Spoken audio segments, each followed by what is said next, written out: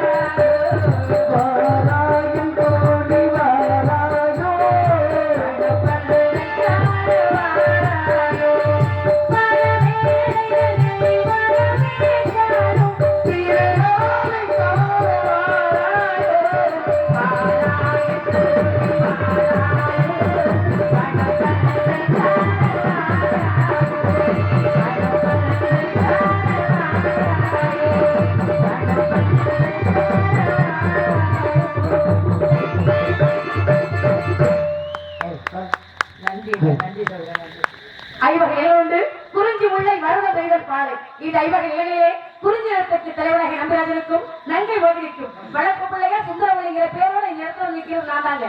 தாய்க்கு இந்த கோவில்வில்லை தந்தை சொல்லிட்டு வந்துடவில்லைன்னு சொல்லிட்டாங்க. பெற்றெடுத்த பிள்ளைங்க ஒரு காலத்துக்கு மேல தாய் கூட பாரமா தெரியும். ஆனா எடுத்து வளர்த்த பிள்ளை இது நாள் வரைக்கும் மனம் நோக்கும்படி ஒரு வார்த்தை கூட எங்க அப்பா அம்மா எனக்கு சொன்னதில்ல. அதே போல அவங்க கஷ்டப்பட்ட அளவுக்கு இது வரைக்கும் நடந்துக்கிட்டத கதையும் பிரகாரம் இந்த பையன் ஏமா இங்க வர்ற கதை வரலாறு வேற, அங்க உள்ள கதை வரலாறு வேற. எல்லா கதை வரலாறும் ஓரளவுக்கு எல்லாம் ஈடுபட்டு வரும். அது ஒண்ணு தவறு இல்லை. நீங்க வேலையை பாருங்க. அப்ப இருந்தாலும் கூட அப்பாவுக்கு அம்மாவுக்கு நல்ல பேர் எடுத்து கொடுக்கணும். யாருடைய பொறுப்பு? பொம்பளை பிள்ளைங்களுடைய பொறுப்பு. ஆம்பளை பிள்ளைங்களோட பொறுப்பு எதுவும் கிடையாது. நல்ல பேர் எடுத்து கொடுத்தா என்ன, நல்ல பேர் எடுத்து கொடுக்கல என்ன, அவன் ஆம்பளைனாலும் ஒரே பேச்சு. அப்படிதானே நான் சொல்லுவாங்க. 1000 குட்டிச்சவர் தான்னாலும் அப்படி சொல்றாங்க. என்ன காரணமா இருக்குன்னு வைக்கிறீங்க? இல்ல முதல்ல எனக்கு கோவம் வரும் சொல்லும்போது உன்னப்பா எவ்வளவு தவறு செஞ்சாலும் ஆம்பளைன்றாங்க. ஆனா பொம்பளை பிள்ளை ஒரு வார்த்தை பேசிக்க கூட இல்லை அந்த பிள்ளை போய் பேசுது. ஆனா அதான் உண்மை. பொம்பளை பிள்ளைதான் எப்பொழுதுமே பேசுவது கூட ரொம்ப பக்குவமா பேசணுமா. அப்படி பக்குவமா பேசிட்டோம்னா பாக்குறவங்க சொல்லுவாங்க அவங்க குடும்ப வளர்ப்பு உங்க அம்மா அப்படி வளர்த்துருக்காங்க. ஒரு பிள்ளையோட தரம் பேசும்போதே தெரியுமா. கல்யாணம் பண்ணிக்கிட்டு போனதுக்கு அப்புறமும் சரி, புருஷ வீட்டுல போய் எங்க வீட்டை பத்தி உங்களுக்கு தெரியுமான்னு பொம்பளை பிள்ளை பேசக்கூடாது. அப்படி மட்டும் பேசாம இருந்து பாக்கட்டுமே, அது வாழ்க்கை உண்மையாக நல்லா இருக்கும். அதே போல புருஷ வீட்டுல இருக்கிற கஷ்டத்தை தாய் தப்ப சொல்லவே கூடாது.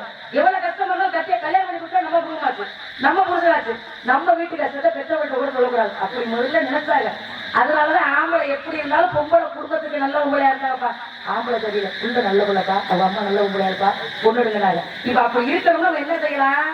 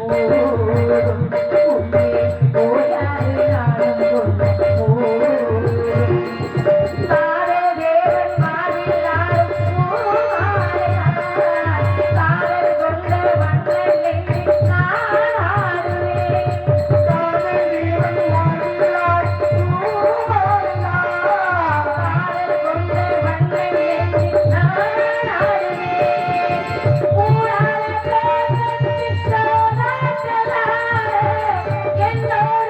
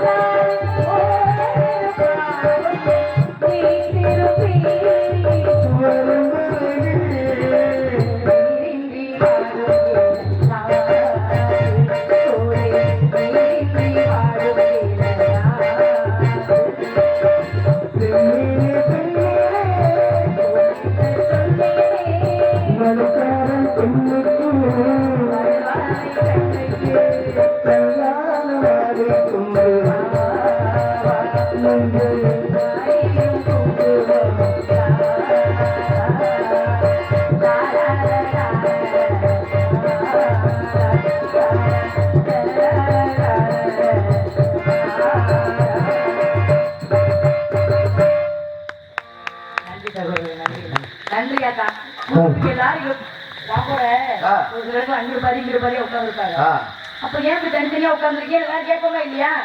இன்னைக்கு எல்லாம் ஒரே இடத்துல உட்காந்துருக்காங்க. என்ன ஒற்றுமை பாருங்க. இந்த ஒற்றுமை எதனால? குளிர் அதிகமா இருக்கு. பக்கத்துல பக்கத்துல உட்காந்து குளிர் தெரியாது. அதனால கூட்டமா உட்காந்துருக்கீங்க. நான் ஒரு கனவு கண்டேன். அந்த கடவுளை என்னை கல்யாணம் பண்ணிக்க ஒரு மாப்பிள்ள வந்தாரு. அழகுன்னு அழகு, அப்படி ஒரு அழகு. நல்ல விஷயம் பேசுறது தவறுல என்னன்னு கேளுங்க. அந்த கடவுளை என்னை கல்யாணம் பண்ணிக்க ஒரு மாப்பிள்ள வந்தாரு. அழகுன்னு அழகு, அப்படி ஒரு அழகு. ஆனா ஒரு உருவமே தெரியாது.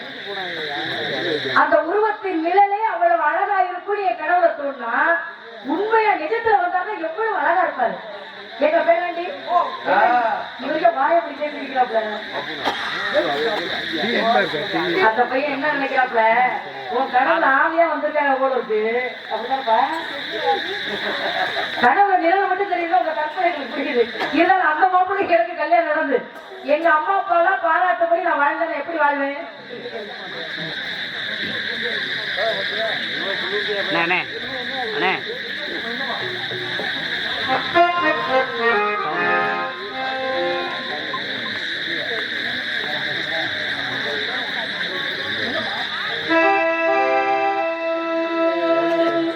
வாழை பொழுதில் மயக்கத்திலே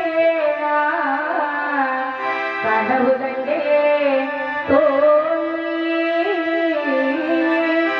மனதிலிருந்தும் பார்த்தே காரணமே தோழி, காரணமே தோழி.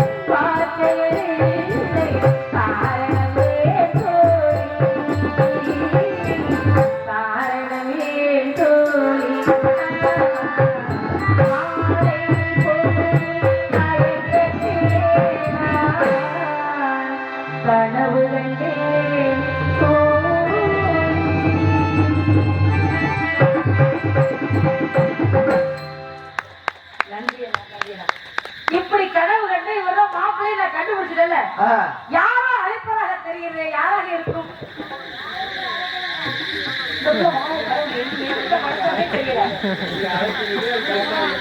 யாரோ அழைப்பதாக தெரிகிறது.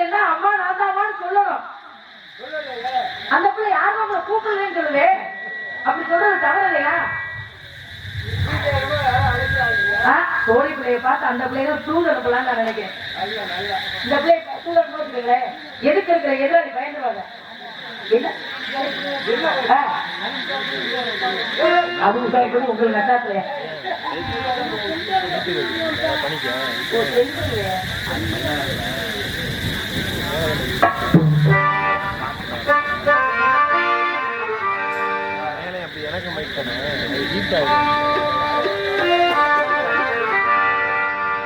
செந்தலிலே மிதந்து வந்த தேவமங்கை வாழ்க, தேவரை வேகம் தொடும் சென்ற கூட வாழ்க.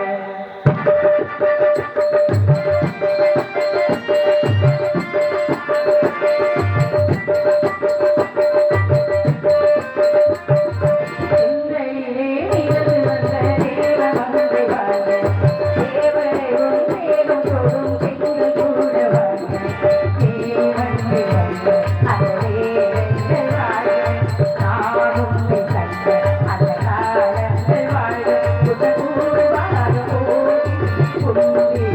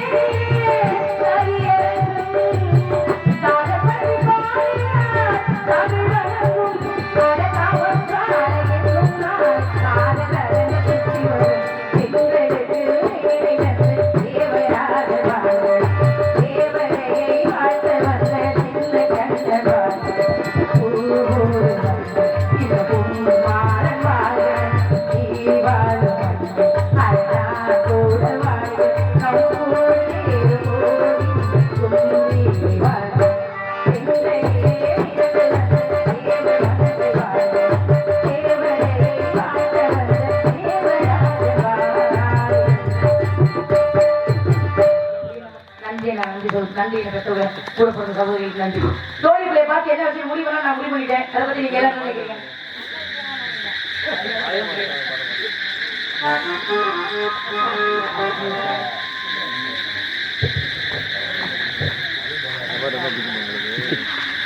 இந்த பாடலை பாராட்டி அருமை சகோதரர் அன்பளிப்பு கொடுத்து கௌரவப்படுத்தியிருக்கிறார்கள். அன்பளிப்பு கொடுத்து கௌரவப்படுத்தி என் அன்பு சகோதரர் அவர்களுக்கு சார்பாகவும் இந்த கலை குடும்பத்தின் சார்பாகவும் நன்றி நன்றிகள் வணக்கம். என் தோழிக்குள்ளே பார்க்க மாதிரி ஒரே ஒரு பாடுதான் அது கூட கிளம்பி